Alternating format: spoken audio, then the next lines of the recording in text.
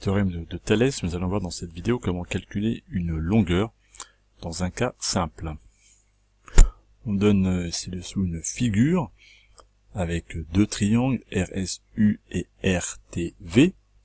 On me dit que RST et RUV sont respectivement alignés et que les droites SU et TV sont parallèles. On me demande de calculer la longueur RS et la longueur RV. On est clairement ici dans une situation de Thalès. On reconnaît le schéma.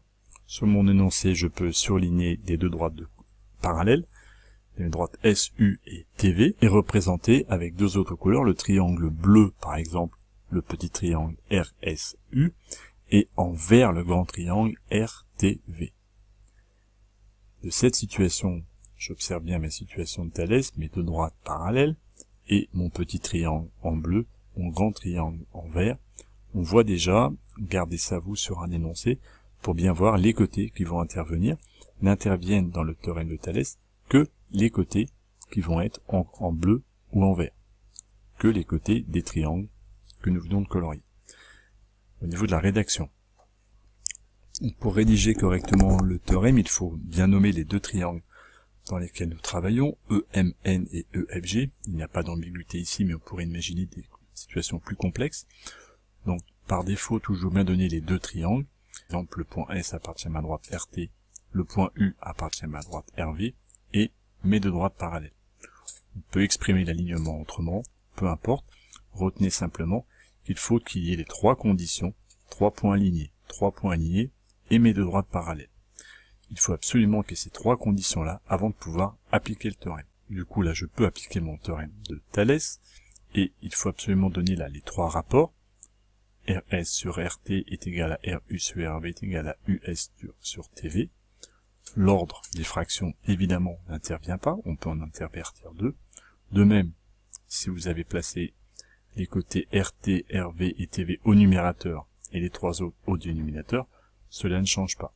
La seule contrainte, vue dans la vidéo précédente, au numérateur, les trois côtés du même triangle, au dénominateur, les trois côtés de l'autre triangle. On remplace les données qu'on connaît, RT vaut 3, RU vaut 2, 5, US vaut 4 et TV vaut 5.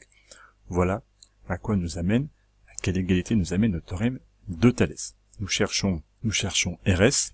Donc, pour calculer RS, nous allons prendre une partie de cette égalité. Nous allons dire que RS sur 3 est égal à 4 cinquièmes. De cette égalité RS sur 3 est égal à 4 cinquièmes, on peut effectuer un produit en croix. RS fois 5 est égal à 4 fois 3, d'où RS est égal à 4 fois 3 sur 5, 12 cinquièmes, soit 2,4 cm. Fin de la première question. Pour calculer RV, on repart de l'égalité du théorème de Thalès. Et on va cette fois-ci en extraire ces deux fractions-là. 2,5 sur RV est égal à 4 cinquièmes. De cette égalité, 2,5 sur RV est égal à 4 cinquièmes, on arrive avec un produit en croix à RV fois 4 est égal à 5 fois 2, 5, soit 3,125, 12,5 quarts, ou en décimale, 3,125 pour la longueur RV. Fin de l'exercice.